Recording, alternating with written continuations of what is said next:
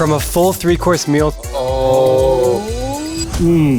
to just a single coffee, here's exactly what you can get for $10 across different countries in Europe. Cheese! Welcome to Germany, one of Europe's most enchanting and historic countries. So it's really a pleasure to be back here and see it from a totally different perspective. It's my 15th trip to this nation, but the first time I'm bringing my $10 budget series here. That is really juicy. Join me on this awesome adventure as I road trip with my wife, Deanna, and my production manager, AJ, through some of Germany's most quintessential towns. Places so charming they could be straight out of a fairy tale. Wow. That's so beautiful. Germany is famous for its pretzels, schnitzels, and world-class beer. Delicious. But what other hidden gems await us in this land of traditional culture? Let's find out together. What's up? Are you ready for the Germany road trip? Hell yeah. Where are we going, guys? No clue. That's the exciting part, but I know where we're going. Some quintessential German towns. Driving on the Autobahn here where there's no speed limit and the cars are flying by. Like just, I'm going 130. That car must be going 200. And they drive right on your tail, and if you don't pull over, they'll just like right behind you. Pretty intimidating. Not intimidating for this one. We've made it to Quedlinburg, Germany, right in the center of the country if you look at the map. It's amazing. I think it's more beautiful than Berlin. It is an absolutely perfect day here in Quedlinburg, Germany. Wow. This is actually my second time here. My first time here was when I did a Guinness World Record for the most UNESCO World Heritage Sites visited in 24 hours. I started in Quedlinburg. We are here at our first site, the Collegiate Church and Old Town of Quedlinburg. And I visited 12 sites throughout Germany. Woohoo! Museum Island! Smells like UNESCO number 7! And Holland before ending in Amsterdam. So it's really a pleasure to be back here and see it from a totally different perspective. We just sat down amongst many Germans here in the center of Quedlinburg. Not a whole lot of diversity in this town. Coffee first. Coffee first. Got my little cappuccino here. Pretty delicious. That's all the water we get. Like just a tiny little... Yeah. We're given just a shot glass of water. And it's done. In America, it's always like this big. Like my face big. That's so beautiful. Wow, that is... Wow. What do you think about Quedlinburg? It's like no place I've ever been. I mean, look at these windows, like Rapunzel, let down your hair. One thing you'll notice about Europe is that they're really organized with their trash, and they have different bins for recycling and for waste and food. And you can see it all neatly right there on the side of the road. We stumbled upon a wedding, and I don't think we fit in very well. Everyone's dressed super nicely. We're just kind of squeezing by here in the middle of town. See something smoking over there. Something tells me it's gonna be good. We're in line to get one of these beautiful sausages here in the middle of the square. Hello. What is this? Cow balls. 70% cow, 30% pig. Cool. Are you from Quedlinburg? Yes. Nice. You are from? USA. And USA. Philippines. Oh, Philippines, ja. Ja, gleich um die Ecke. My wife. Oh, nice. Nice, nice, nice. Cheese. Want a cheese? I'm excited. I want to eat the dog. In America, we don't have street food like they do in Europe. Like all over the main squares, you can get delicious, freshly cooked hot dogs, sausages, all kinds of food, sandwiches. Thank you very much. Dankeschön. Kein Problem. Oh, look at that. Skål. Thank you so much. Thank you. Senf in German, Senf. Senf. Yeah, Senf. Oh, yes. I'm sure you're gonna love it. Yeah. Oh my God. Good? I'm not a big hot dog fan, but in Germany, Yeah. I must. This is they invented it. The word wiener is a German word.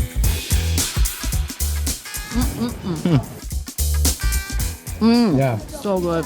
Now to try the delicious wiener.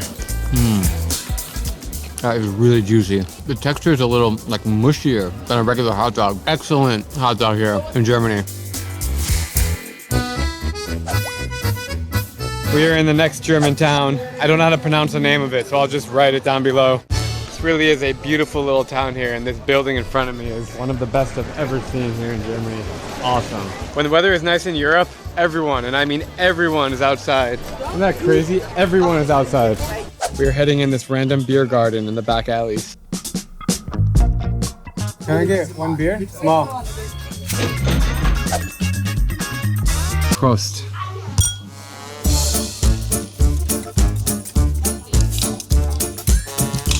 Somehow beer just tastes better in Germany. But for €2, not bad. In Berlin, this would be like 7 or 8 euros. It's so cheap. I don't even know what brewery this is. It must be local. Hallerode. Delicious. We've made it to our third UNESCO German town today, called Goslar, up in the Harz Mountains. And as AJ conveniently pointed out, what is this?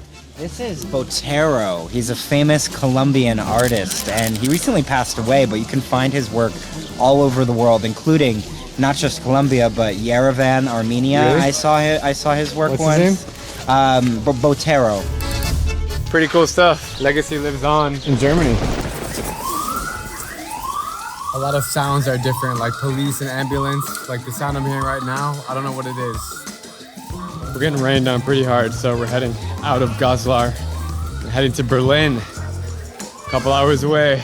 Just stopped at a little gas station here to fill up the car. So I'm gonna go inside the shop and see what I can get. Thank you. I went for the color pack of Haribo because Haribo is actually a German company, and so somehow it just tastes better in the homeland. There's all kinds of goodies in here. Babe, look what I got. It's a German company, but look, there's all goodies in here. It's a mixed bag. Let's try it. Oh, that is so cool. It's a goodie bag. Black licorice. What did you get? This is my favorite. Oh, try it. I want one of those. Oh, black licorice and chocolate. They even have gummy bear here. This is black licorice. My dad would love this. In total, I got a cappuccino, a traditional wiener, a refreshing local beer, and a surprise bag of Haribo gummies for exactly $10. Most people have never heard of Skopje. It's a quirky little city in the Balkans where things feel a bit off in the most fascinating way. Giant statues, fake castles, and weird architecture makes it feel like you've stepped into a budget movie set. In this video, we're gonna see what $10 can get us here, from street food to wacky culture and everything in between. Joining me on this adventure is my amazing wife, Deanna. Macedonia, baby. This is actually the 99th country that we've traveled to together. All right, let's dive in. The market here is bustling with shops, restaurants, people out and about. You can hear the call to prayer going off for the mosque, which is interesting. About 30% of Macedonia is Muslim, and of course we're in an Ottoman market. Very Turkish vibes around here. What does it feel like? Like the town in Antalya. Like the city center, it feels like Yeah. this, exactly like with umbrellas and stuff.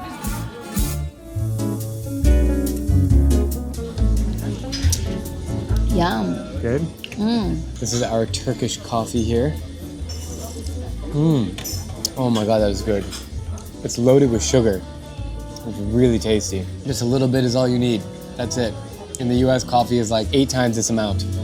Fresh Turkish tea. Literally exactly how you would find it in Turkey. Same cup, same taste, just classic black tea.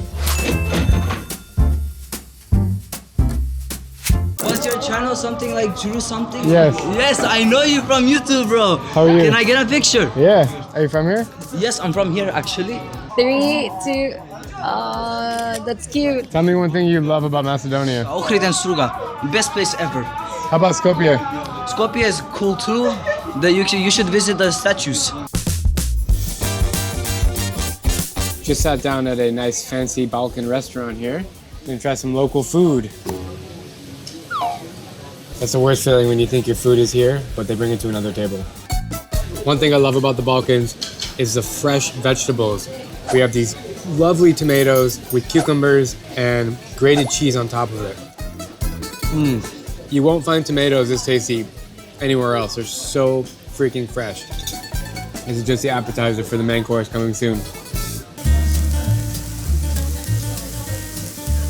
The main course has arrived. This is called, in Serbia it's called cevapcici. I'm not sure what it's called here.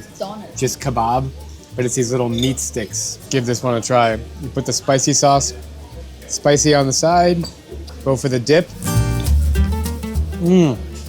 Oh my God. It's like the tastiest meatball or a sausage. I think it's veal.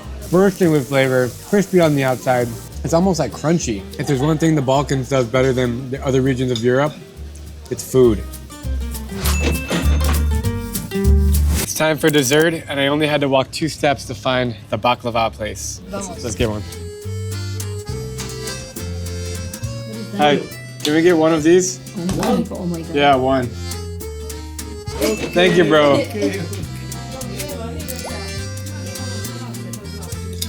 Going for the bro baklava.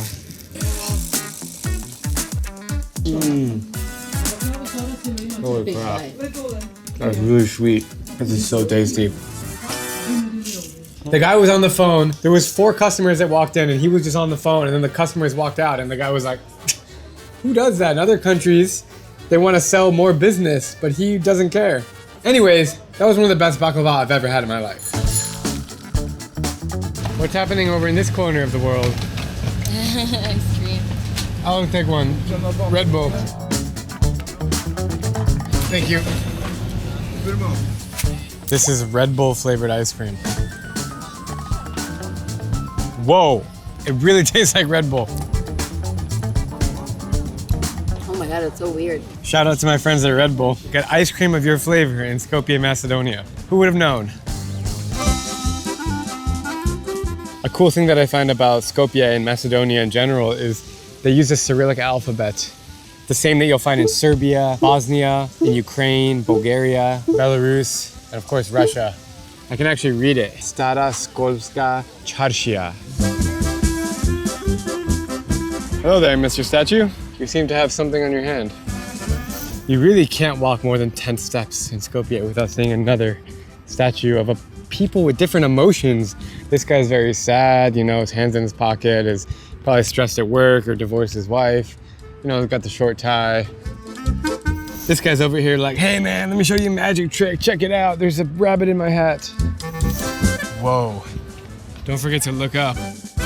How many fountains do they have? 3? No. 1, 2, 3, 4. The funny thing about the statues is they all are doing something different. One's reading a book, one's fixing his bow tie. Just making sure that it's the same. Same person, different poses. This is Deanna's 99th country. Congratulations. Thank you, thank you. How does that feel? It was an accomplishment. Is this one of the stranger ones you've been to? I think the strangest. Yeah, me too. All along the banks of the river here, there are like, this bridge has like 50 statues, and then this walkway has another 50. Statue, statue, statue, statue. Oh, and the other bridge has statues. Look at that. A lot of statues. What we've realized now is people actually stole the name tags. So they are anonymous now. We don't know who these people are. This is a giant replica of Paris's Arc de Triomphe right here in Skopje. And it says Macedonia right there, which is the real way of pronouncing Macedonia. Tell me about your city. Do you like it? Yeah, it's great. I mean, it's the capital of North Macedonia. There's a lot of stuff to do here. This is the city square. From here, you can go to the Vardar River. You can see there's a lot of restaurants over there. Right. The museum, the archaeological museum, is right opposite from here. All these statues are really weird. What's the deal with these statues? Yeah, so there are a lot of statues here in Skopje, especially the big one that you can see here in the square from Alexander the Great. They represent different historical figures that some are connected to our country, some are not. As a tourist, it's just strange to walk through and see so many statues, but as a local, is it like normal for you guys? Yeah, it's a bit strange for us as well, but only on the opposite side where there are like statues every 2 meters or so. On the other side of the river? Yeah. And then the arch here, it's the same as in Paris. Yeah, it's called I think it has the same name, the Arch of Victory. Nice. What's up, man? You're from here? Yeah. What's it like to live here? It's pretty good. What's the best and worst part about living in Skopje? The best part is probably the mixture of cultures. The worst part is the management of the city currently. It's kind of crazy to me how, first of all, the Balkans is so messed up politically, but all the countries around you, are they enemies or are they friends? For me particularly, all of them are friends. Of course. If you could say any message to people in the world, what would you tell them? Be friends, be good to each other, be kind. Macedonia has a long and complex history shaped by empires, wars, and identity struggles. After Yugoslavia broke up in the 90s, the country peacefully gained independence in 1991, the year I was born. But that's when the real conflict began. Greece strongly opposed the use of the name Macedonia, arguing that it implied a claim to the Greek region with the same name. It took nearly 30 years of tension, international pressure, and even blocked NATO and EU memberships before the country agreed to change its name to North Macedonia in 2019. Today, it still faces identity debates with Bulgaria and others, but it's finally stepping out from the shadows and making its own mark. Deanna spotted the corn, the grilled corn. She loves it. Let's get a bag of it. Thank you. How is it? Corn. Cone. How does it rank of all the corns, including Bali, including Istanbul? How does it rank? This one, number one. Deanna's a corn connoisseur. Look at us, just walking around Skopje with our corn. Wow, there's more corn. You know what's the funny thing about corn? Eat it once, see it twice. See, there's the fancy T-Mobile building right there. Just like other cities in the region, it comes alive at night. You can see everyone out and about, enjoying the day.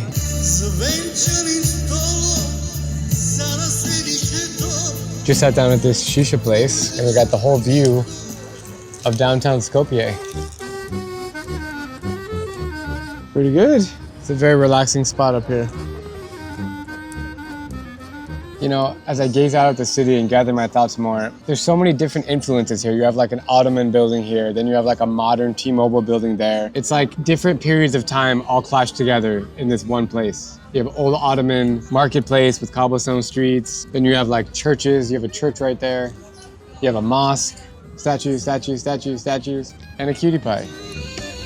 In total, I got a Turkish-style coffee and tea, meat skewers for lunch, a huge piece of baklava, Red Bull ice cream, and street corn for just $9.05.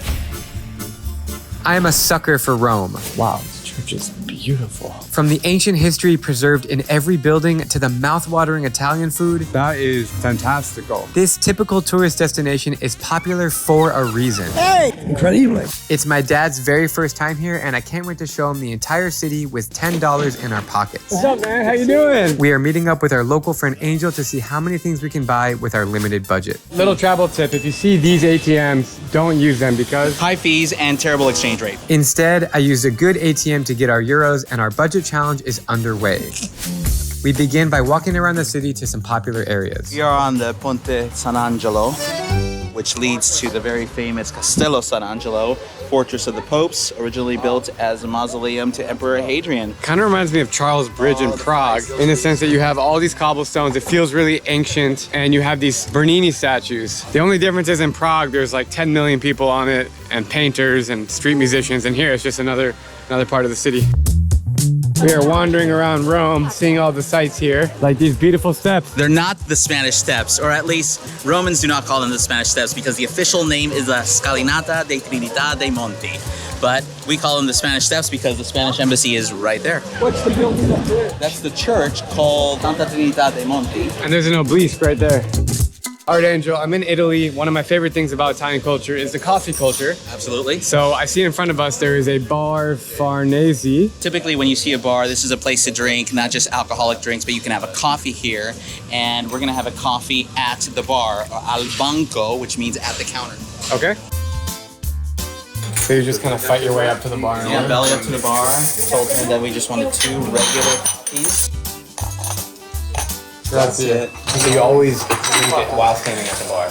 Well, it's cheaper that way.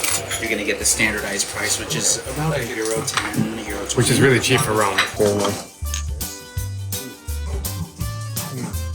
It's that bitter taste that just hot. It just like goes through your veins. It's like one sip wakes you up. I'm serious. Grazie. Grazie, ciao. All right, Angel, where are we now? We're in one of the most iconic squares in all of Rome, Piazza Navona, and this is a very famous Fountain of 4 Rivers by Bernini. It's right in front of another masterpiece, which is this Church of St. Agnes. These are huge sculptures. Our next stop is none other than the Trevi Fountain. Oh my God. This is essentially a 2,000-year-old public works project. There was the Emperor, their general, who decided that he wanted to let his armies drink from a fountain. A young maiden showed him where a spring was, so he built an aqueduct from that spring all the way to Rome, and now you have this fountain. Beautiful 17th century Baroque fountain now, but it's really an ancient thing, and you throw some fountains in there for good luck. Got my 3 coins, which means I'll definitely come back, get some money, and find some love too, so boom. Attaboy, yeah. Did it, yeah. Done. It is time to try some Roman-style pizza at this shop called Bona. And this is how you do Roman-style pizza. You do it by the taglio, by slice essentially, and you tell him how much you want, and he's gonna cut it for you, then he weighs it, and then you just pay your price. Yes, 1 slice. Okay, good, yes. You just kind of say, yep, that looks good. Oh, it puts it in the oven. Here you go. Thank you very much. Having some pizza, ham and cheese. Mmm, see that crunch? Oh man.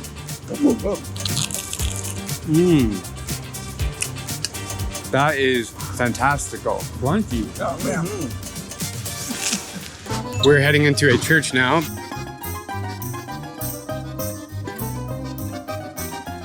Wow, this church is beautiful. So one of the cool things about this church is you can come in and see some really great art by masterpieces. Like this is by the Renaissance genius, Raphael. It's a prophet Isaiah, Jewish prophet.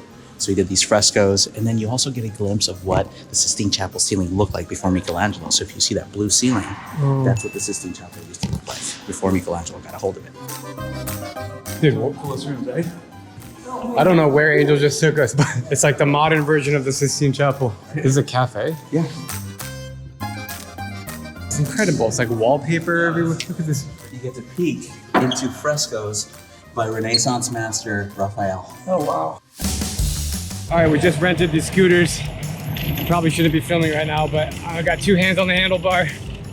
And we are flying through Rome. This is pretty awesome. Driving through the Roman Forum. Woo! Ah! Going on the cobblestone streets, it gets a little bit bumpy.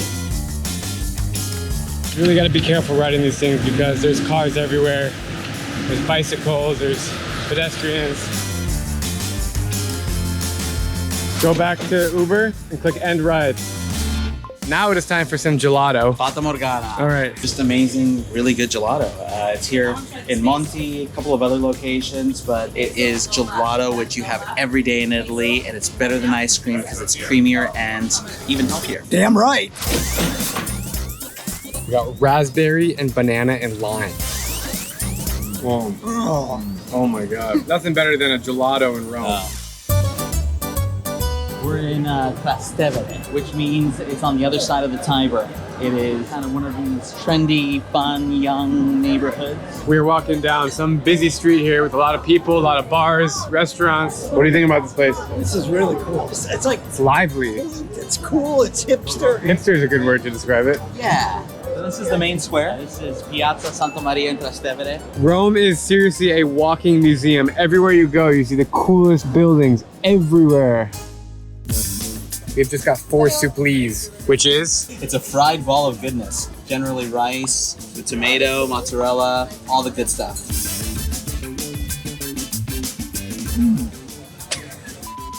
Food's good in Rome. Oh. It's still going. Supli. Supli. Oh my God, man.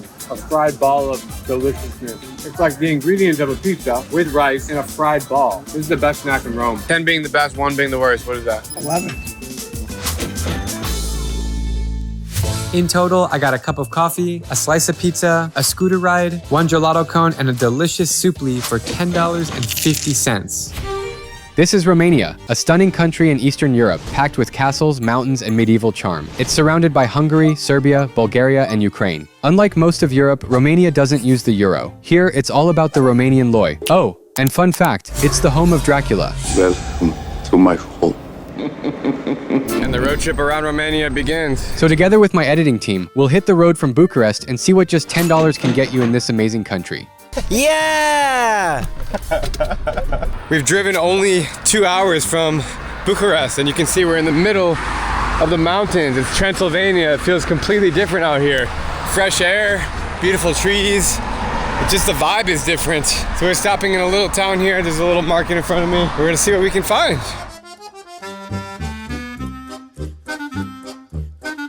Hey, can I have this? We're back on the road and decided to drop by Snagov Monastery to check it out. This place is famous because many believe it's the burial site of Vlad the Impaler, the historical figure who inspired the Dracula legend. Pretty cool and a little spooky at the same time.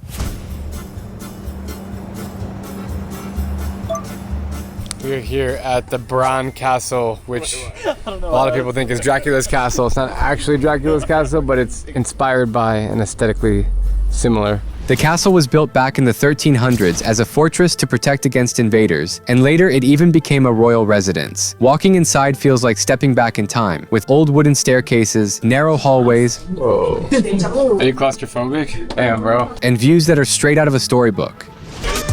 Getting some Romanian street food. I don't really know what it is. It's something.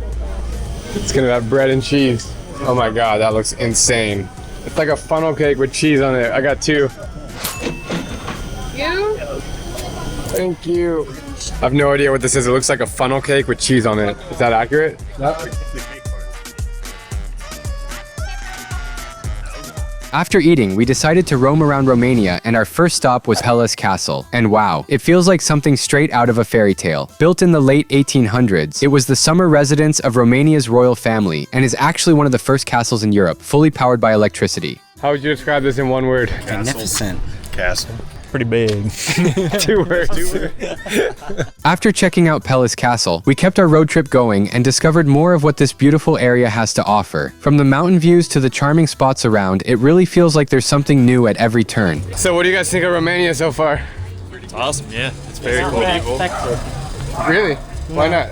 I don't know what I expected. Something darker, and lately it's been pretty bright and colorful. The sun is out and it's colorful. You don't find like the little medieval towns to be... Yeah, I think a lot about all the like knights and horses and all the war and battles. Everything is very charming. That's the clock tower. Ooh, this is sick. All right. Every one of my Romanian friends told me to come here, so when they tell you that, you kind of gotta do what they say. This is the Sighișoara Clock Tower, one of Romania's most iconic landmarks. Built in the 14th century, it once guarded the entrance to this medieval citadel in Transylvania. Standing over 64 meters tall, the tower's colorful roof and wooden clock figures have told time for hundreds of years. Romania is very underrated. I think it's not touristy at all. I can count on my hand how many tourists we've seen. Yeah. Really? Yeah. Just Romanian tourists. Haven't heard any like English or French or Spanish. Very little. This is super cool. This place is so European. Yeah. It's just, we're right in the center of Romania right now. I wasn't expecting it to be so charmingly European. Europeans love the outdoors. They're just always taking a chance to sit outside, enjoy the day. Ice cream stop. Can I get pistachio? Thank you. Just one. Thank you. Bye-bye.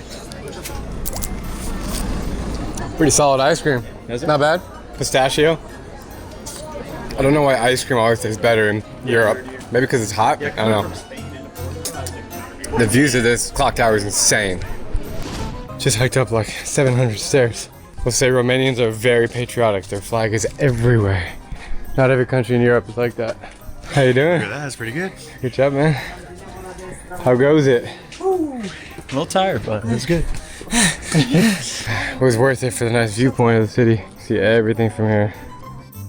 Hey, Sergio and Serena, they're from Sibiu. Hi. So what is it like to live in Sibiu? Oh, it's cool. We're living in Sibiu. We're living in a historical city. Yeah, a lot of places to see around, and in Sibiu. And it's chill. Everywhere in Romania is chill. I haven't been to a place. Except for Bucharest. Bucharest isn't. I find it chill, but do you guys find it chill? Not really. It was a little chaotic, more chaotic than this. Yeah, the roads are not the friendliest, but yeah. Look at this bookstore. Yeah, this is neat. Whoa, this is sick. It's not a store actually. People come and drop books and take That other was like books. a donation thing. Yeah. Oh, there was a public library. So Serena, as a tourist, Romania is like beautiful and clean and charming. But as a local, is it all of those things? It is cleaner than it used to be, and yes, I think actually it is charming. That's great. It is charming. And what is it like to live here? Like, Well, it's really nice and chill. I wouldn't like to live in any other place. That's good. There are nice cities in Europe, but it's home. That's amazing. It's so great to be here after 10 years. I came here exactly 10 years ago this week. This week? Yes, this week was been 10 years, so it's a pleasure to be back. And I'm visiting places that really not many people visit. We are in a place called Cluj in the north, center, west part of Romania. It's a beautiful night and there's a lot of people out and about. And once again, we're the only tourists here. It's cool to be in a place that like none of your friends or family have ever heard of before. Seems to be a lot more younger people here. Yeah, definitely. You know what I mean? Oh man, it's been a long journey driving across Romania. It's a big freaking country. We are exploring Cluj by night. It's a university town and there's a lot of youth here and a lot of bars. And it's pretty electric, no? It's very electric, and the people are friendly. Yeah, I'm like pleasantly enjoying the city more than anywhere else we've been on this trip. It's great. Definitely the best spot. Yeah, definitely the best spot in Romania. It's actually not even close. And we haven't even walked more than one street. Yeah. But it's We're going to a bar now to figure it out. Everyone keeps saying literally go this way. So that's what we're doing. Cheers, guys.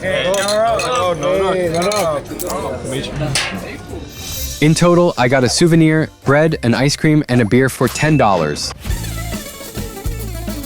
It's so great to be back in the Balkans. So beautiful. This is a region in Eastern Europe that is one of my favorite places in the world. I'm kicking off a 7-day road trip with my wife Diana, and Bosnia is our 81st country together. How you feeling? Doing good. We are starting our adventure in the capital city of Sarajevo, a place that you might remember from your history books. Everywhere in Sarajevo is like a dream. Look at this, it's so picturesque. That's because World War I started here when Franz Ferdinand was assassinated in 1914. Anyways, there's a lot of history and messy politics here, but I'm not going to confuse you with all of that. It's time to explore the bustling city, which is one of the most affordable in all of Europe. Let's get started. The last time I was in Bosnia was 11 years ago when I was studying abroad. I was 20. So weird to be back here. What are your thoughts so far? I don't know, it feels like different. Right? It's different. It kind of has like Prague vibes a little bit, but a lot more run down. There's no cobblestone streets, there's no beautiful fountains everywhere. Yeah. The buildings look like that. Walking down some of the markets here and looking to buy something interesting. This is cool, I have a currency collection and I collect banknotes. And these are old banknotes. Oh, from Yugoslavia. Whoa, it says Yugoslavia. That is cool. 100 banknote from Yugoslavia. I think I'm going for it. This one right here. I'll buy this one.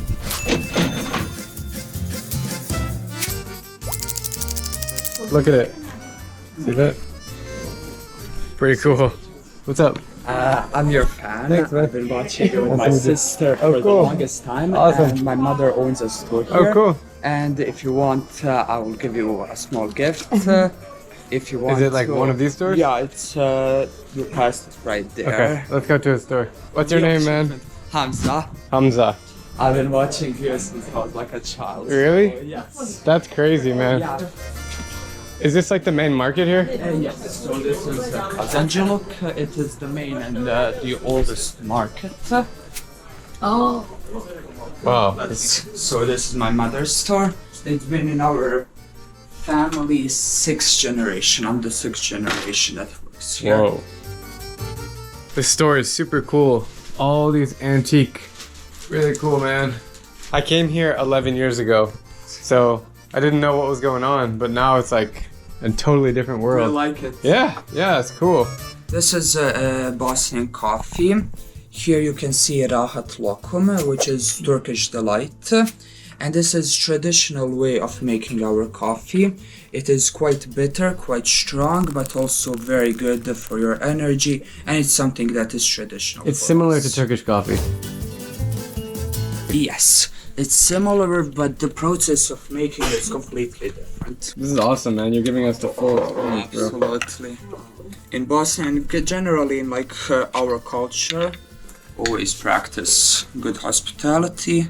What you want to do is take out the first foam, because this is the not so good. The bitter part? Yes. Do you work here like full time? So my mother is the boss, so I go to school. Voila. Nema.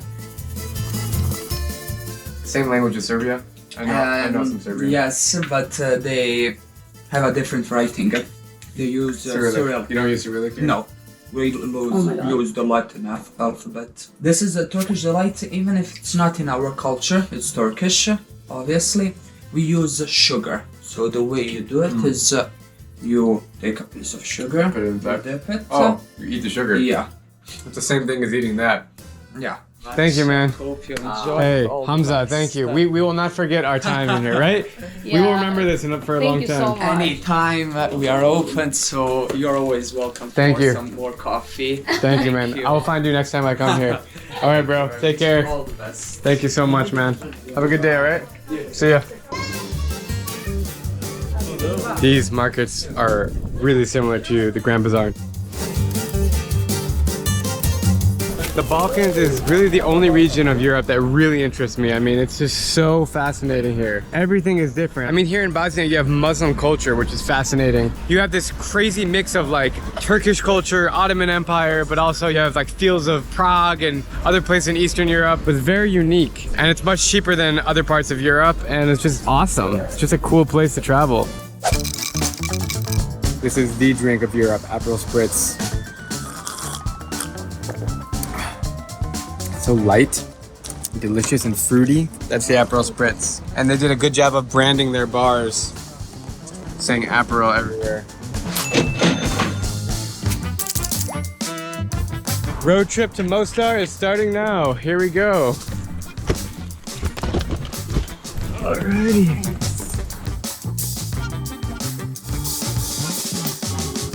We are now entering the Republic of Srpska, which is super interesting. It's a semi-independent country here within Bosnia, but it's all Serbian people. I actually never even heard about this place when I came here last time, but now we're here. Srpska Republic is a self-proclaimed state that was formed in 1992 at the outset of the Bosnian War. The intent was to safeguard the interests of the Serbian people of Bosnia and Herzegovina, and today there are over 1 million Serbs living in Srpska Republic, an unrecognized territory within the Bosnian international borders. As someone who's been to all 197 UN-recognized countries in the world, I gotta be honest, it's pretty cool to be in this unrecognized territory for the first time. We're just chilling in the Republic of Srpska here. Diana's on a swing. Just enjoying the day. Thank you. Thank you. Appreciate it, bro. Hvala.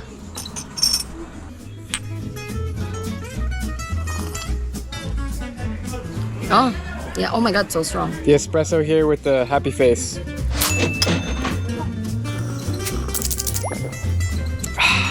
All right, feeling energetic with the coffee? Time to hit the road to Mostar.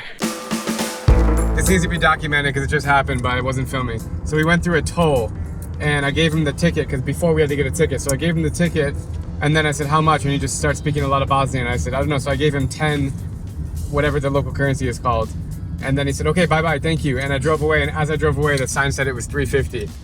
So I don't know if that was, it's kind of getting scammed. I was the one that gave him more money, so maybe I should have known the price. Yeah. Maybe he wanted exact cash only, but I gave him all coins, so I could have easily given him exact cash. But clearly he knew that bye-bye. I don't speak English, so I gave him 10. He goes, okay, bye-bye. So they just profited $6.50. Anyways, that's what happens when you're in a foreign country and you don't know the rules. Whatever, at the end of the day, it's only a few dollars, but you gotta be careful. We've made it to Mostar. This is one of the best small towns in Europe. You can see here's some destruction. Hope that's not war related. Look at this, Diana. Whoa, funky buildings here. This is the walking street / markets, the cobblestone streets that are right near the bridge. All right, we're coming up to the bridge. So cool. Right in front of us is one of the oldest and most beautiful bridges in Europe, the Starry Most Bridge of Mostar. And the views are just stunning. Last time I was here, it was pouring rain and my friend lost his passport, so we were like frantically running around. And this experience is so much better. It's a little behind the scenes of what you don't see from all the Instagram photos. Gelato time. Oh. No, you take. I want hazelnut. Okay. Hi. Can we get a hazelnut and a cone? Yeah. Thank you. Thank you. There you go. Thank you. Hazelnut. Mmm. Oh my God. Literally, you can never go wrong with gelato anywhere in Europe. Mmm. There you go. In total, I got an old banknote, an Aperol Spritz, this little coffee, and a cup of ice cream for $9.75. Welcome to Moldova, Europe's least visited country, but don't let that fool you. Tucked between Romania and Ukraine, Moldova offers some of the best-kept secrets in Europe. It gained independence from the Soviet Union in 1991, and while pretty small, it has a rich history and unique culture influenced by both Eastern Europe and the former Soviet Union, which is present-day Russia. It really feels like I've stepped back into the Soviet Union. Moldova is also home to the breakaway region of Transnistria, a self-declared republic with its own currency and government, but lacks international recognition. The coolest part about the money in Transnistria are the coins. These are literally made of plastic. Look. I came here with my wife Deanna, and we are so excited to explore this off-the-beaten-path destination. Last time I was in Moldova was a month before we met. This is awesome. Just in the middle of nowhere. Now we're married. Yeah. It's actually quite nice this time of the year because the trees are changing colors and it's amazing, really. This cathedral is what I remember here. It's really nice. You have a beautiful church right in the middle of the park here. There's not a whole lot going on in this city. I mean, it's beautiful, it's charming, especially around this park, but it's not like there's a whole lot of excitement compared to other cities in Europe. But I kind of like it that way. I kind of like that it's not so flashy. Even though it's kind of a boring city, there's still like street vendors selling all kinds of things on the side of the road, like flowers. I want to buy the passport kids. Why not? How much? 50. It's okay, it's okay. Thank you. Spasiba. We just got a passport kit from these grandmas. It's actually kind of cool. It looks like the old Soviet passport. Can I see it? Yeah. Like most cities in Europe, there are cafes everywhere, and the coffee quality is good. So we're gonna sit down, have a cup of coffee. Davidan. 2 cappuccinos. 2 cappuccinos. 1 for me, 1 for my beautiful wife. Gracias. My beautiful wife. Try it.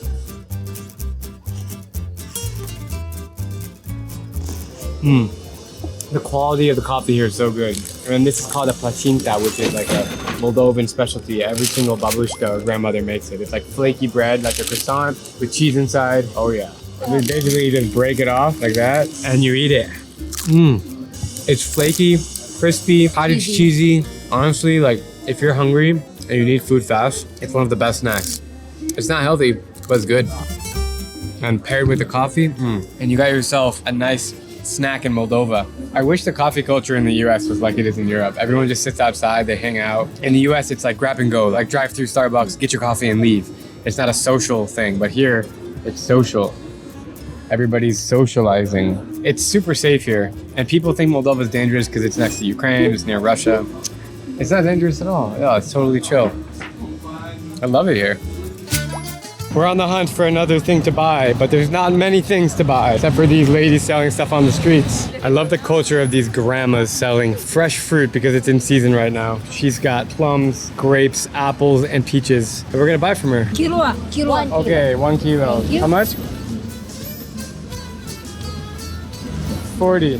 40. You can keep it. No, it's okay. It's okay. Спасибо. Thank you. Thank you. Mulțumesc. Bye-bye. Спасибо. In Arizona, this would be like $12. Trying the grapes.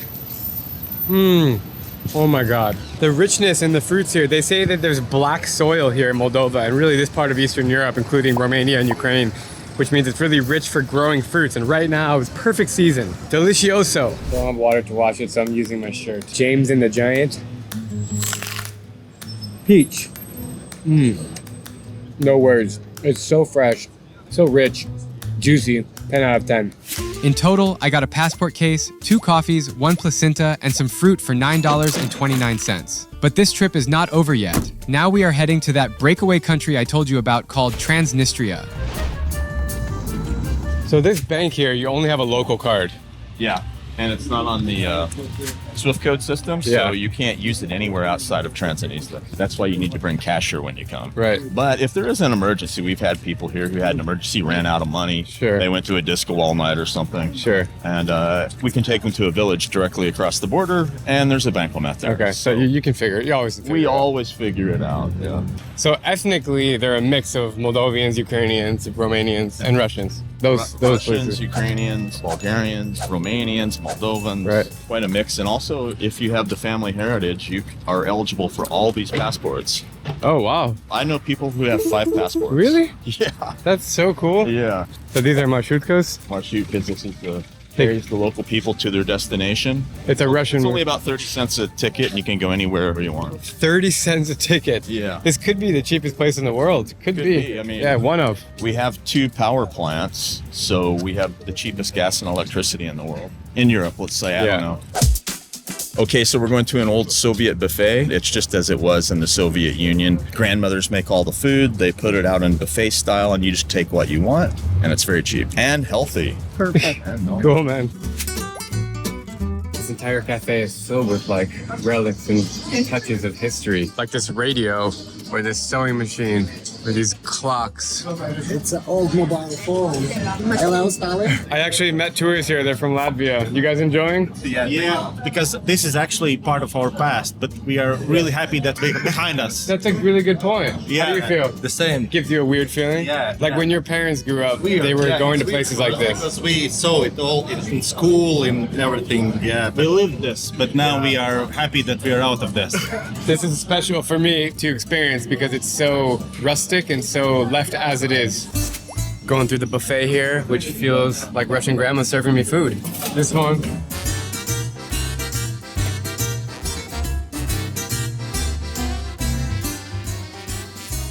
It's $3 a meal, including the water.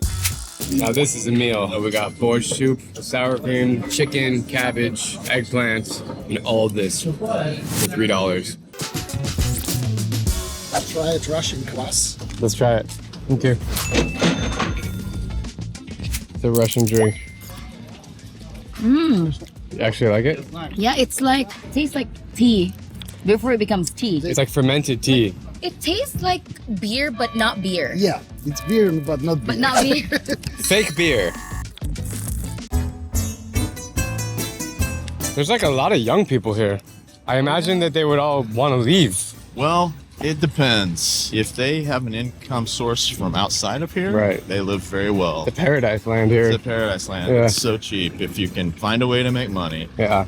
I'm digging it so far. Yeah. It's way more normal than I was expecting, for lack of a better word. It's just like a normal place. It's so peaceful. Yeah. Online it says there's like 500,000 people in Transnistria, but it's like, No. It's not true. So what is the population? I would say about 300,000. 300,000? But I'm guessing most of it's like rural, so it just feels quiet everywhere, like here. Well, the concentration is in Tiraspol, which is at any given time around us 150,000. Okay, so I'm half the population. Yeah. This is an old Bulgarian village that's in Transnistria. This is a World War II memorial, and what you'll find interesting about all the villages here is this was the front lines of the Chisinau-Iași offensive, and all these names are people who died in World War II from this village, from the whole offensive, but from this village. Interesting statue because he's holding a Pepeshar machine gun, which is the machine gun that was held up over the Reichstag in Germany at the end of World War II. So these are Bulgarian people that were killed? Not only is there a World War II monument in this village, but there is a monument to the Civil War with Moldova, because there was a missile strike here, and this missile unfortunately killed all these kids. You can see they're no older than 18 or 19. Real tragedy. Giant heads of Lenin are everywhere here. It's one of the biggest ones in the whole region. After the fall of the Soviet Union, a lot of the places tore down all the Lenin heads, but all of ours are intact. It's just, the infrastructure is just like in the Soviet Union. So for people that don't know, Lenin was the founding father of the Soviet Union. Correct. Leader of the Bolshevik Revolution. So you can find his face all over Transnistria, and some former Soviet countries you can still find relics of Lenin. But that begs the question, who runs Transnistria? We have our own parliament, and we have our own president, we have our own police force, we have our own army, we have our own border guards. But we are a monopoly state. There's a mega corporation called Sheriff. Anything large, they own it. You know, they're benevolent. They're not hurting anyone. They bring a lot of goods and services here. They're the largest employer of the place. They own FC Sharif, which played Real Madrid. They played Manchester United. They're doing very well. Strike one! What a goal! It really is like there's a hierarchy here. There's one man that is sheriff or represents or owns sheriff. Well, it's more like a conglomerate. Right. But there's a guy. Yeah. There's a And guy. no one knows where he is. He owns his own island somewhere. Do you think he's in Transnistria right now? Absolutely not. Are people here, it's obviously so normal for them to have this leadership. Are there protests? Are there people like, we don't like this? Here they're very apathetic about politics because they realize that they're the ones that are in control of their lives, not government. In here is an old movie room where nothing has changed since 1940. Let's check it out. So yeah, you can see it's inside. They have these posters of Soviet movies. Yeah, that's all the machines. Whoa. To play movies? Yeah. Of course, everything abundant and it's like a part of history. These are old Soviet projectors from the 40s, and they have the old real movies here from the Soviet Union. Exactly, nothing's changed, it's all here. Movies made, old real movies made in the Soviet Union. I can't believe this is not like... It's not in a museum somewhere. In good condition. Yeah, it should be in a museum. These are super valuable to someone. Very valuable. Yeah.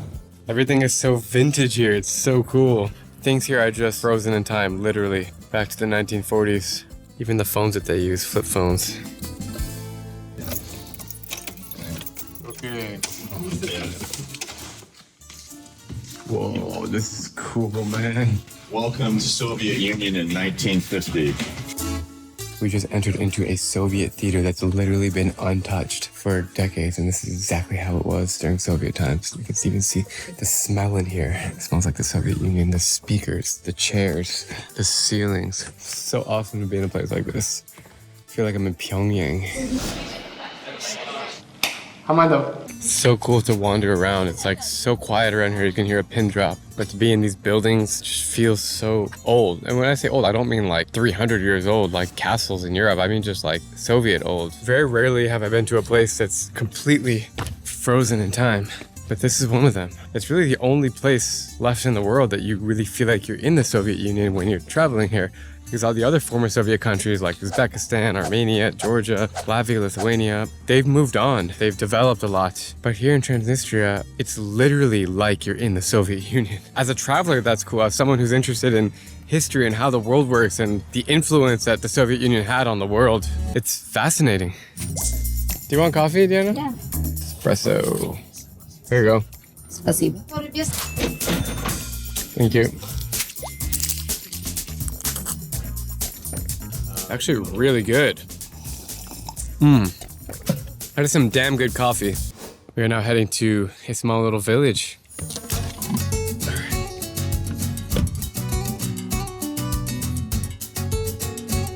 The river, that's actually the border, so right across this Moldova. Beautiful nature. Her 7-year-old nephew, our nephew in the Philippines, is obsessed with Transnistria. Transnistria is a breakaway region of Moldova and wants to join Russia.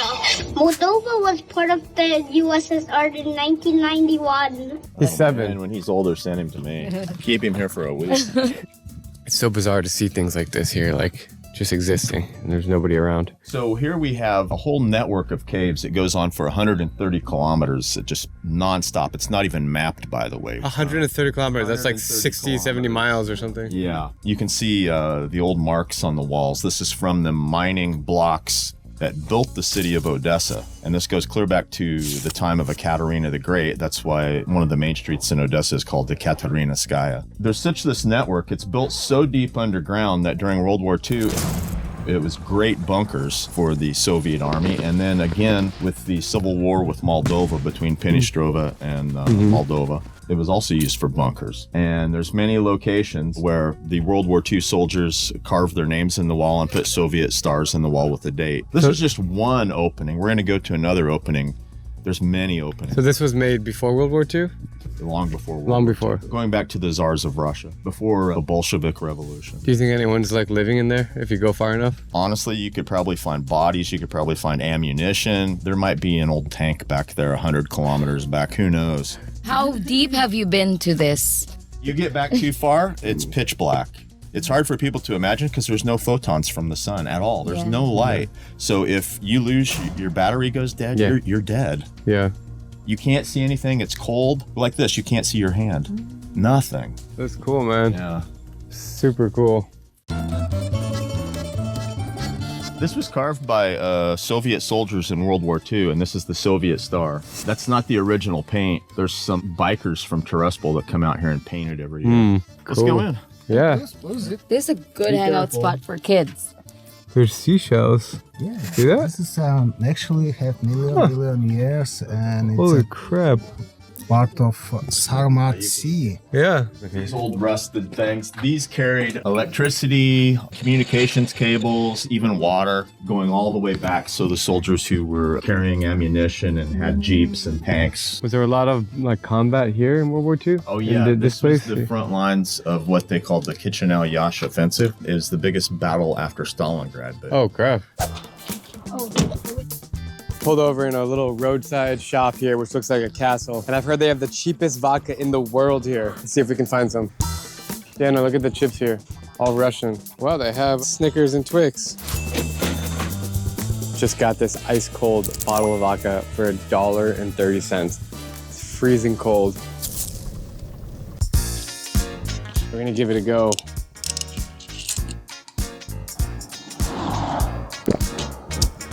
Woo! Yeah, that's strong. That is strong. Oh, that is so strong.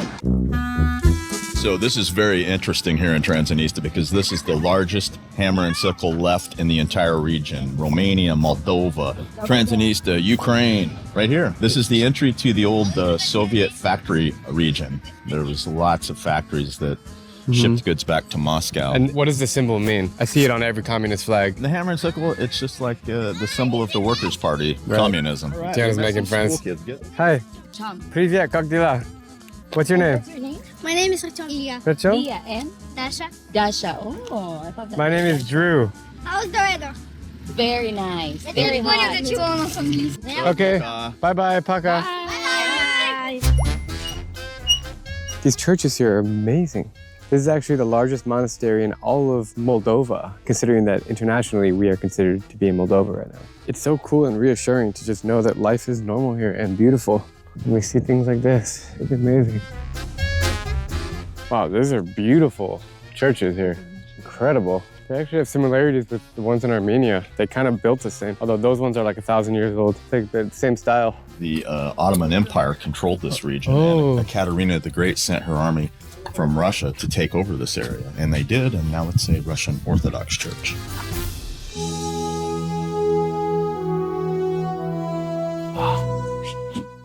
This is cool. It's really rustic and colorful in here. See the designs on the walls? Cool art. Do you like the church, babe? You do? Maganda. I've been in so many churches in my life, especially all over Eastern Europe. This one's so different. It's like, the colors, the way everything just feels like it's very raw and natural. And the box right there besides the cross of Christ is from their sister monastery in Jerusalem. And the interesting thing is they believe it has pieces of wood from the original cross of Christ, the true cross. Wow. And they sent it here for safekeeping, and it's right here. We can go. So the inside box, silver, was made in Jerusalem. The outside gold box was made in St. Petersburg, Russia. And this is supposed to be pieces of the true cross of Christ. And something you'll notice that tells you about how open and free the culture is here. If this was a Gothic church in Germany, there would be security everywhere, and this would be in a box with cameras on it. There's no security here. yeah, nothing. No one's gonna take it either. No one's Yeah. All right, so we are now rolling up to a barge, which is basically a large, I guess you don't really call it a boat. It's a giant piece of steel with pontoons underneath. And that's how we're getting across. Yeah, this dates back to World War II because in the old days they would have built pontoon bridges here and tanks would have crossed it. And actually on our river, the Dniester, there are old T-34s still on the bottom of the river. Are we going back to Moldova, or what is this river crossing? We just left an enclave that you saw where the village was, and this enclave was taken during the Civil War with Moldova. So most of the border is the river, but in this case, it's not. This is cool because this old tree limb is the steering and braking mechanism for the barge. They carved it themselves. That's so cool. Yeah. Oh wait, that's how we're moving? No. It's like a paddle boat. The movement's caused by the inertia of the river, but he's steering and braking with us. We're in the year 2024 right now. Just want to point that out. And there's a guy steering with this wooden plank. Yeah. So we can get from one end of this river to the other on a barge. Did you ever see the cartoon The Flintstones? Yeah, of course. It looks like Bam Bam. Bam, bam. Bam Bam. Bam, bam, bam. Спасибо. Пока-пока. До свидания.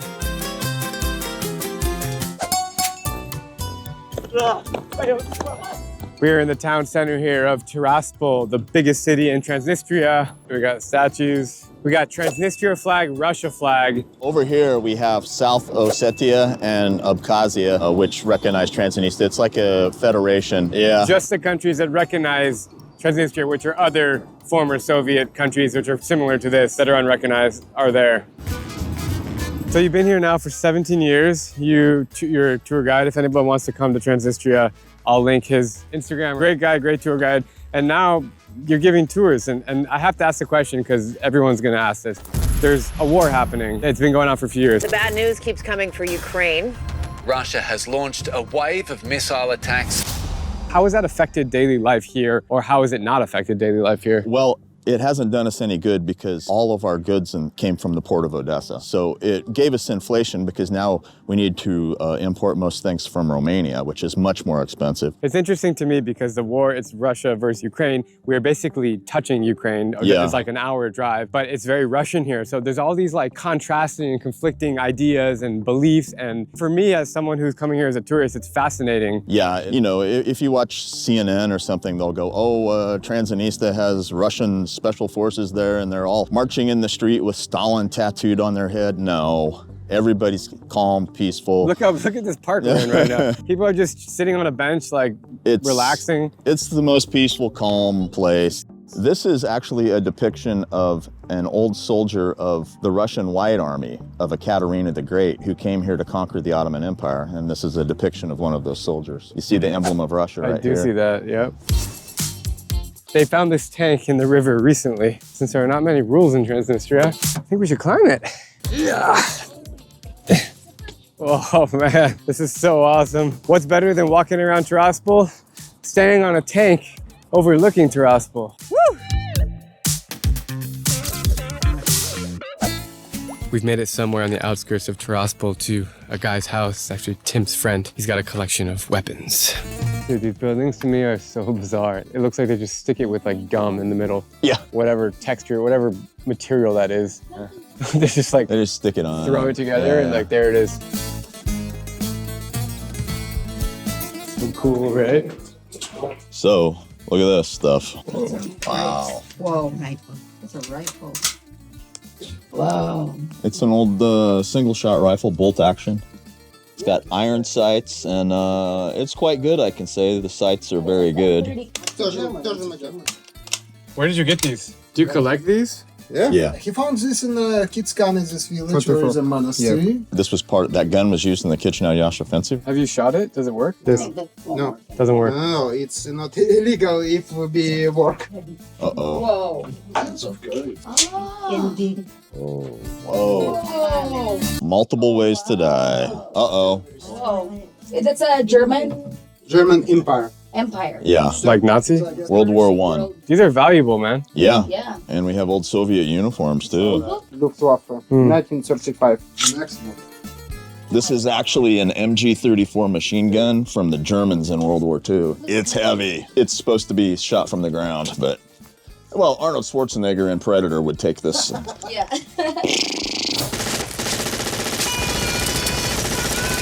Dude, that's crazy. Socialist Romania and Socialist Bulgaria. How old are they? What year? 17, 16 year. Wow.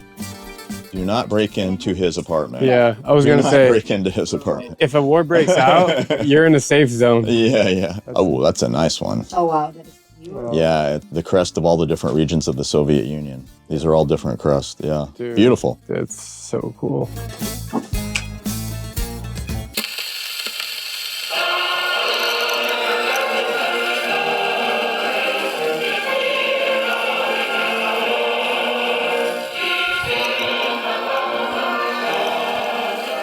Tell me, what is it like to live in Transnistria? Tell me about the daily life, like talk about life in Transnistria. People of Pridnestrovia, we are big international family.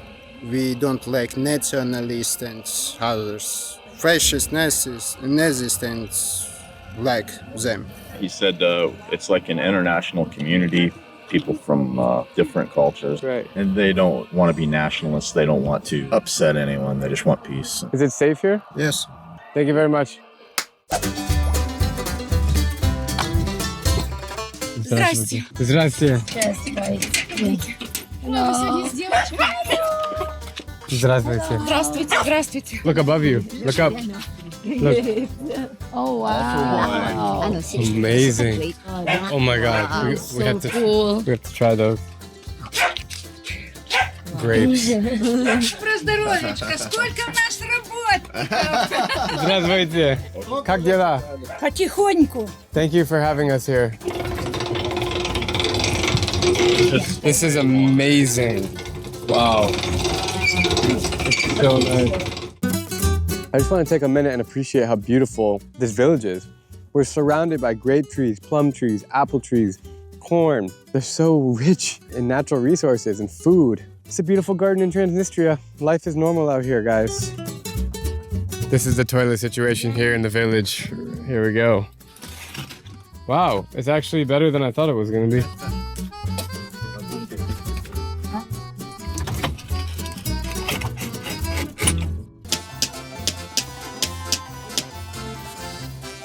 What was it like growing up here? I know that this region has had many different influences and Soviet times. What was it like here when you were younger? Был коммунизм, но мы его не замечали.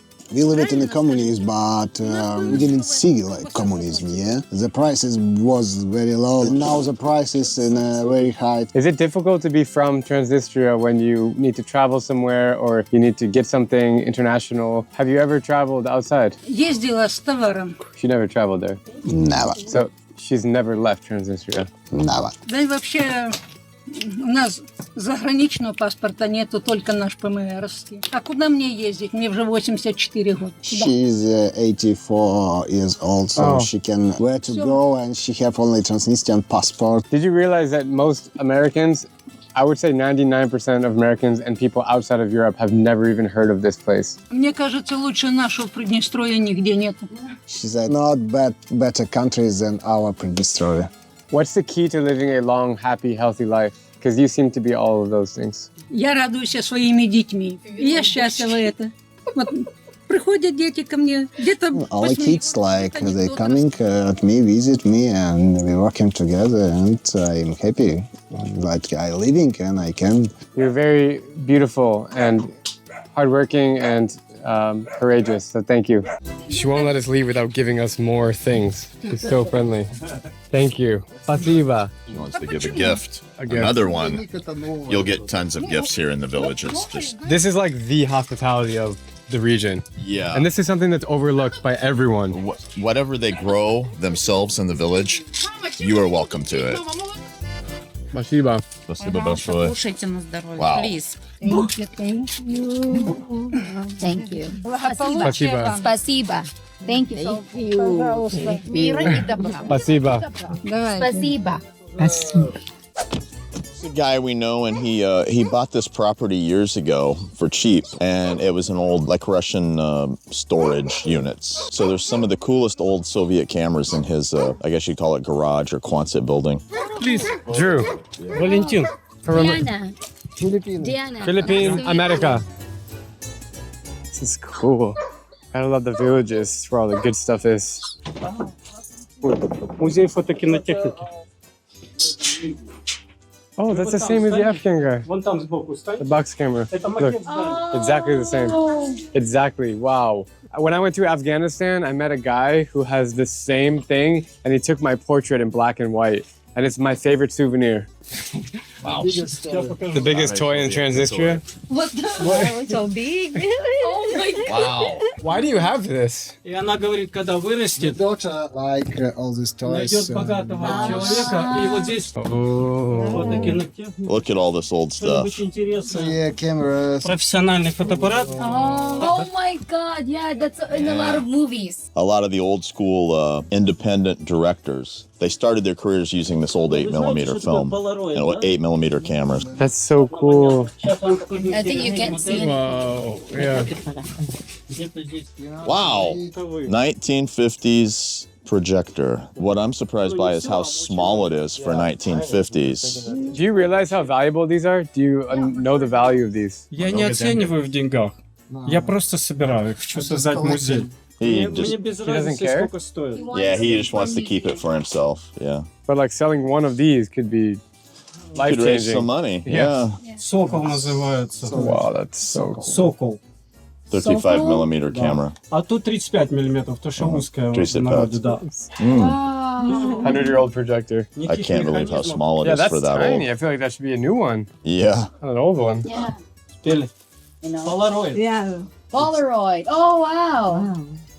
Oh my God, that is one of the first Polaroid cameras ever made. Wow. So cool. Amazing. Amazing. I bet even the Polaroid company would buy that. Yeah, for a lot of money. Museum. And this is like in perfect shape. Look at the condition it's in. Yeah. Over here, it's an old Soviet photo booth. It's American? That's a photo booth. Somehow he got his hands on an old American photo booth here in Transnistria. I have no idea how this happened. You'd be surprised what you can find out here. Yeah, yeah. Спасибо. Спасибо. Удачи, Yeah. брат. Удачи. Спасибо. We found some boulevard here before it gets dark, and it is wildly chill. Everyone's just hanging out, they're going shopping, young kids with their friends. I came to Transnistria not knowing what I would really experience, but all I gotta say is, man, this place is cool. Like, I wanna come back here and hang out, and I'm not just saying that. It's a really, really nice place. Safe, clean, friendly people. If you wanna chill for a bit, this is a great place to do it. So all these people around us, they have cheap housing. What do the bills look like? How much do you pay every month? Literally, like a regular apartment, your bills are going to be like $30 a month, and that includes internet, phone, gas, and electric, and water. So Like that's $30 like $1 a day for all Yeah. those things. I would say this is among the top 10 cheapest places to live in the world. Countries like Afghanistan, Bangladesh, Pakistan, those countries are really cheap, but not that cheap. Quality of life here is high. We're in Europe. I mean, it's Eastern Europe. It feels like Eastern Europe. Yeah. That's also one of the great things. All you have to do is go a little more than an hour away and you have an international airport. Right. If I wanted to, I could be in Berlin or Paris. You have 2 international airports. I mean, now Odessa's not working, but in the near future, hopefully it'll be back to Odessa will normal. be So you have Odessa, Ukraine, then you have Chisinau. Those are both big international airports. We just got all this food for like $5. Amazing Transnistrian food. In total, I got some Russian lunch, a beer, a coffee, a bottle of vodka, 2 slices of pizza, and local desserts for $9.70. It's my second time in Kosovo, and let's just say that this is the most interesting country in Europe. That is, if you call it a country. 76 UN member states, including Argentina, Brazil, China, India, Indonesia, Mexico, Russia, and South Africa do not consider Kosovo as an independent country. But we aren't going to get into politics here, and instead, we're going to explore the UNESCO city called Prizren. I just want to say it's a magnificent day. The weather is perfect. I mean, look at this. You have everyone eating outside like Europeans do. This is an amazing view. You have a castle here, the beautiful old town of Prizren, and the historic bridge. Wow. You can see a lot of construction going on here in Kosovo. Big buildings. The whole town of Prizren is pretty small. We just walked like the outskirts, and here's kind of the downtown, but you have the mountain there, and the city is just right below it. So it's not a very big place, but a beautiful one indeed. The call to prayer just came on, which is incredible here in Kosovo. One of 3 countries in Europe that is Muslim majority. I'm heading inside this giant mosque that looks amazing. Let's go check it out.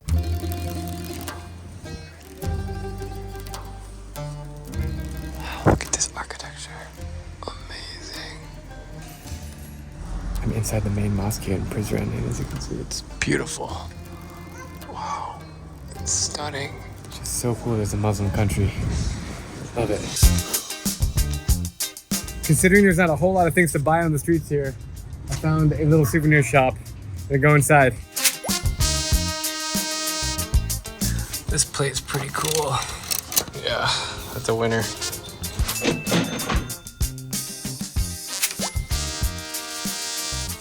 Thank you very much. Thank you. Bye-bye. Bye-bye. Pretty cool souvenir, and for only $3, that's a bargain. You know what's so cool about this city is, this is what I feel like all of Europe looked like before tourists arrived. You still have these beautiful old town with cobblestone streets and shops, cafes, restaurants, but there's like no tourists here. Here you have like the whole city to yourself, and it is magic. It's super interesting because everywhere I go in Kosovo, I see an American flag, and that's because the US helped Kosovo get independence in 2007. The United States formally recognized Kosovo as a sovereign and independent nation. So they're very pro-American here, probably one of the most pro-American countries in the world. Pretty cool stuff. What's up? Hey. Where are you guys from? What's up? Where are you from? Kosovo? Dude, I'm so happy to be here, man. This place is awesome. Like you. Yeah, bro. Kosovo is great. Take care. Bye. Later. You know what time it is? Ice cream time. Can I just get some pistachio? There you go. Thank you, man. Thank you. Appreciate it. I don't know why, but ice cream tastes better in Europe. Maybe because gelato is from Europe. This pistachio hits differently.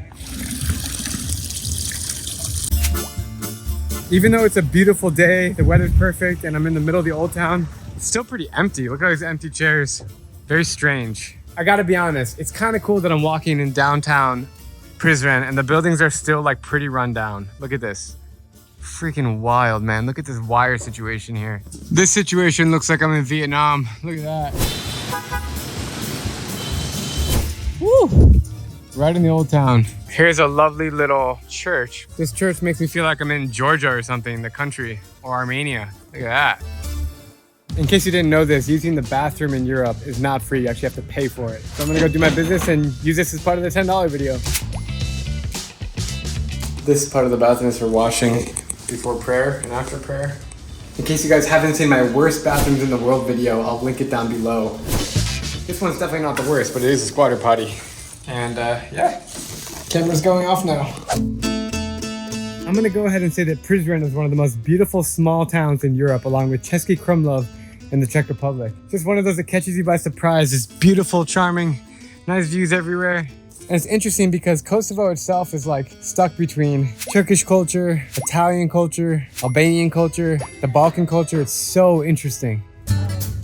I just met Arnold and Liz from Texas and Brazil. What's going on, guys? What's up, brother? Cheers, by the way. Cheers. We got our little Turkish coffee.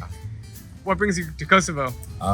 Man, for one, the adventure. Of course, counting countries, the beautiful mountains, man. Especially if I'm coming from Macedonia. Nice. So what's on the other side of the mountain? First time in the Balkans for both of you? First time in the Balkans. What do you think of Kosovo? We love it. You actually find a little bit of history or tradition in little pockets. So we actually liked going through every little street so we can talk to people. That's probably how we met, right here in this spot, like behind the mosque.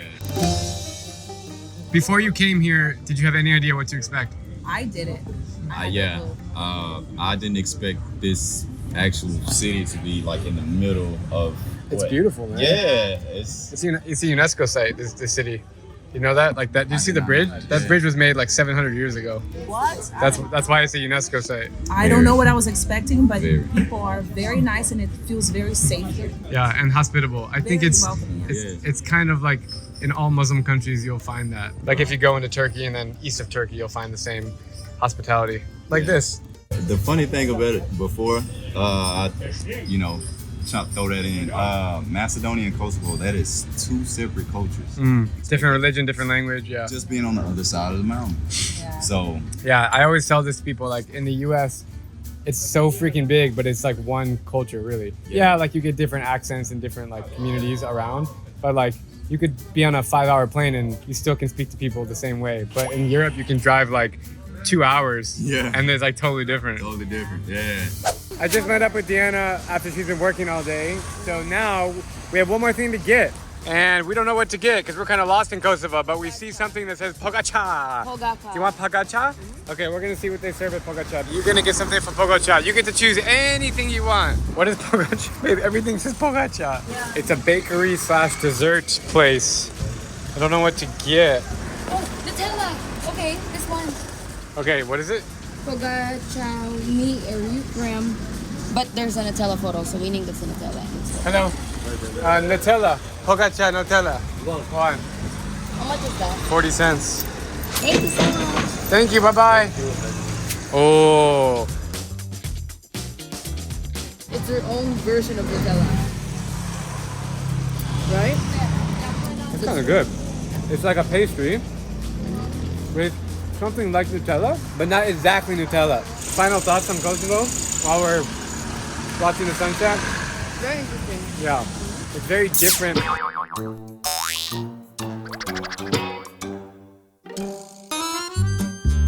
What I like about my second YouTube channel here is that I can be more myself and joke around. It's not so professional. I'm shooting on my phone right now.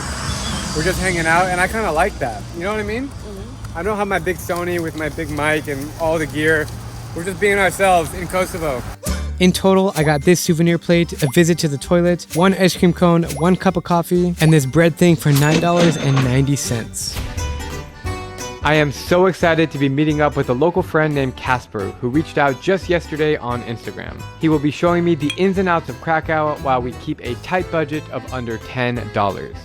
This is Polish zloty. Did I say it right? Yeah. Zloty. So what I like about the money is it's small. Every bill is small, and like the lower the count, the smaller it gets. Doesn't it look like Monopoly money? It kind of looks like Monopoly money. And something I also love about the money here is that it's all different colors for different bills. Yep. In the US, it's all green, and it's hard to know how much it costs. So when I first came to Poland, around 3 zlotys was a euro. Yep. Now it's like almost 5. This is our budget for today. We're gonna see how many things we can buy.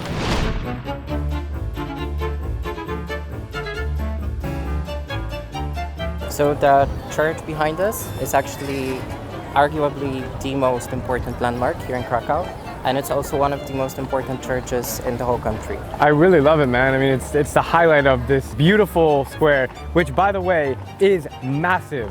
There's so many people here that right now it looks empty, but there's probably 5,000 people standing in the square. I see these bread things, they remind me of Istanbul. Yeah. They have these all over Turkey, but is it a Polish thing? I would say it is. And what's it called? In Polish it's called obważanek. Okay, gotcha. It's like a pretzel. It's like a pretzel. With like different toppings. All right, let's get one, please. What do you think is best? Sesame. Sesame? Thank you. So that was only like $1, basically. It was 3 zloty, yeah. Oh, it was Even 3? less than $1, yeah. Wow. Yeah. That caught me by surprise. Okay, cool. We're on a roll already. Okay, so let's try it. Here we go. Bite of obważanek. It's exactly like a pretzel. They should give you a dipping sauce. Yeah. They don't give you that. Pretty good. And for like 50 cents, it's a good thing to start the day with. And let's keep walking. 2 blocks that way, it's 3 zlotys, and now it's 2.50. Can you tell her? Just explain to her that I appreciate that most people should come here, and they should know that they can get a better price. Tak. What did you say? That there's more tourists in that area, so that's why the price was higher, Of and course. that this is the place to go to. Got it. I remember this market from 2012. It's kind of an unforgettable place, man. It's huge, and it's right in the middle of the square. Exactly. What's the significance of this? It's one of the oldest markets in Europe. It's obviously tourist central, but it's cool, and it gives charm to Krakow. And I did buy a chess set here 10 years ago from one of these places, and it's still in my house right now. Oh, wow. That's pretty cool. It's not about the product, it's about the vibe of the whole place. And the experience. Yeah. And all these emblems are the different provinces? Oh, cities. Yeah, city. I don't think anything in here we can find for my $10 video. No. My favorite Polish food is pierogies. It's the thing that everybody knows about Poland. Yeah. The US has so many Polish immigrants over the years, and so you can find pierogies in Chicago, for example. Can we try pierogies here? Yeah, sure. You have a spot in mind? Yeah. What do I mean, you have to when you're here. You know, it's like a thing. Like you Yeah. just have to try it. It's not like a tourist. It's like pierogies is not like a touristy food. It's like No. Polish people actually Yeah. eat it and enjoy it. Yeah, we eat it like, you know, some people eat it once a week, some people eat it every day. Bar Mleczny? Yeah. Mleczny. Mleczne. It's milk bar. Mleczne. Yeah. All right, let's go inside. Which one do you like the best? I mean, I like the Russian ones. So with potato, carrot, cheese, and onion. Is this for like a whole plate of them? It's 10 pieces, so it's quite 10 big. pieces. So this is very cheap. Like if we went to a restaurant now and ordered the same thing, we'd probably pay 35 zloty for Really? 6 of them. So this is a good deal. Yeah.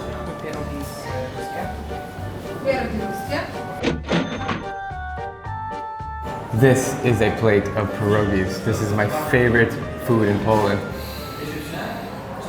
I haven't had these in like 4 years and I can't wait. Here we go, trying delicious Russian, well, they're not really Russian, they're Polish, but they're called Russian.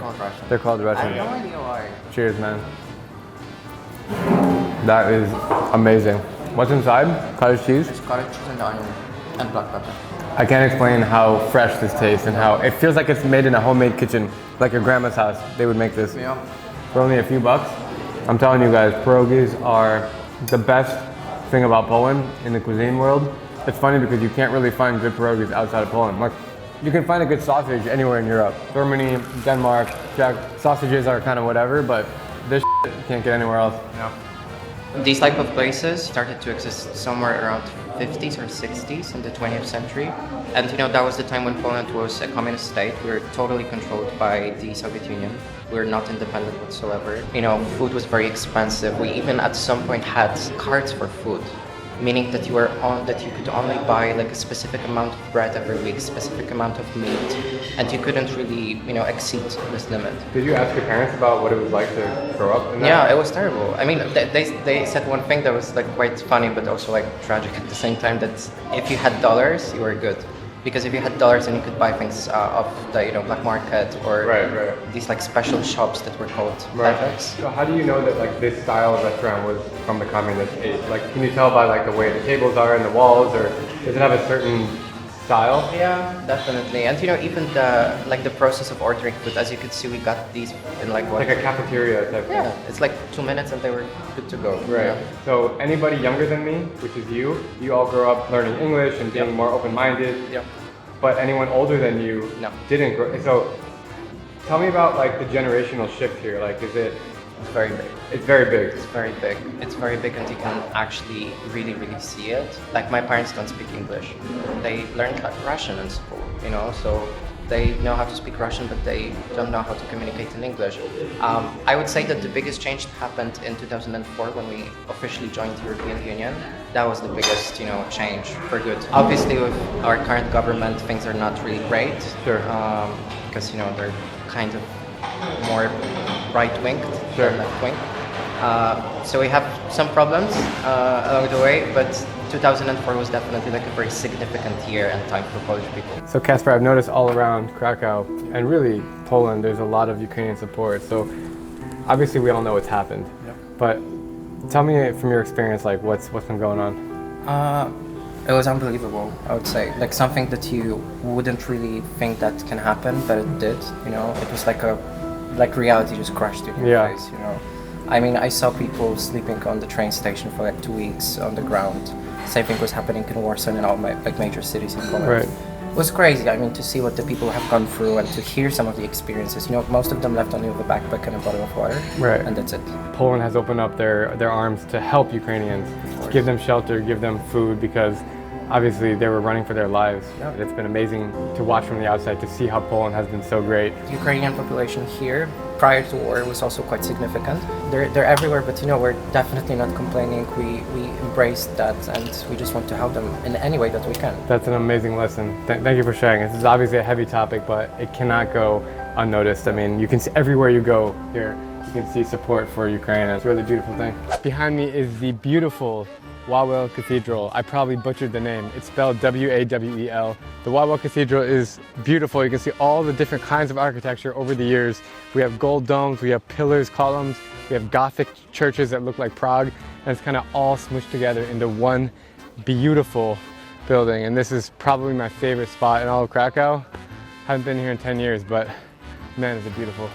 Behind us there's a riverside, which has become like a very, very popular hanging out place for people. This is really nice, man. So was that like the newer part of the city? Yes and no. So look, all these buildings are new, as you can tell, obviously, but behind them there's like even older part than this part of the city. So. Gotcha.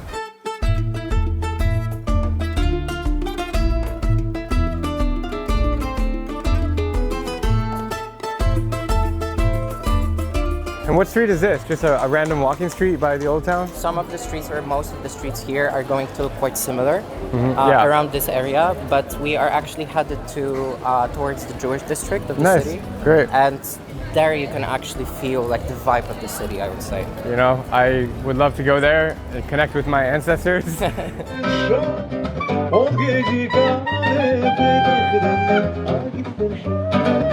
Before World War II, Krakow's Jewish quarter was one of the most populated and lively Jewish communities in the world, with 65,000 members. In fact, Krakow's Jews once made up 25% of the city's total residents. They used to work as bankers, merchants, they were owners of popular restaurants, cafes, and bars, and they were the best craftsmen in the city. The Jews spoke both Hebrew and Yiddish and led rich cultural and religious lives. Sadly, the Nazis killed over 90% of Krakow's Jews in the Holocaust, and the remaining ones left Poland. However, the synagogues still remain intact, and the entire district has been converted into a hipster place for young tourists and locals to hang out.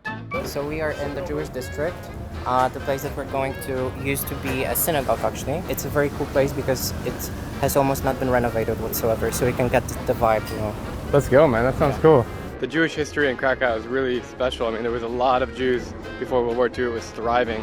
And obviously now they have the beautiful community left over, but most of the people are gone. It's just so cool to be walking around here, seeing Judaism signs everywhere, shops selling menorahs, and Jewish music being played on the streets. And it gives me this eerie feeling because I have like great aunts and uncles who were killed in Auschwitz, which is like 30 minutes drive from here. So it's somber walking these streets, but it's very special. Casper and I made our way deeper into the Jewish quarter, into a former synagogue which has been converted into a bar. This is so cool, dude. Is it this way? Yep. Okay, I'll follow you. Go ahead. This is awesome. Whoa, man, this is cool. This is beautiful. This place is amazing. You can really feel how it was a synagogue before.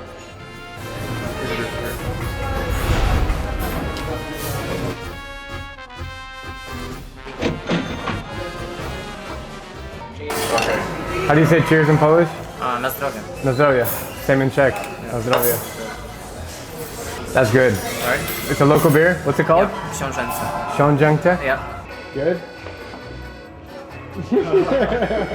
I think this is the first time I've ever had a beer inside of a synagogue, and I've been in a lot of synagogues, but this place is really cool. Yeah. 19th century building, and all these paintings are original. Unbelievable, man. So this is a Jewish quarter, so a lot of the synagogues that were here, they're not working anymore because there's not enough Jews. There are actually a few of them that still work. Oh, okay. Because the Jewish community, especially here in this part of the city, is still quite vivid. Obviously not as big as Yeah, it was sure. before, This is so cool, man. You could tell it's a synagogue by the way that these arches are. Yeah. This is really cool, having a beer in a synagogue, and the vibe in here is cool with the music, and Krakow's a cool place, dude. Casper, where are we now? So we are still in the Jewish district, and now we're like in one of the most famous places for a plate, which is called zapiekanka. I've heard about zapiekanka, but I've actually never tried it. It's kind of like pizza, but it's not round, and you know, it's like a thick crust with cheese on top of it and some other It's like things. a Polish pizza, right? Yeah.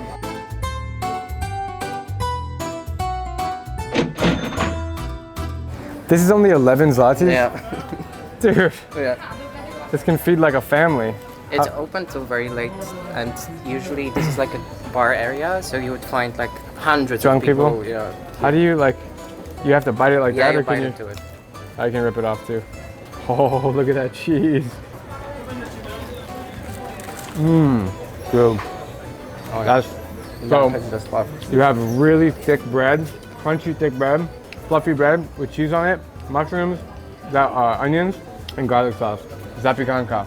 Did I say it right? Yep.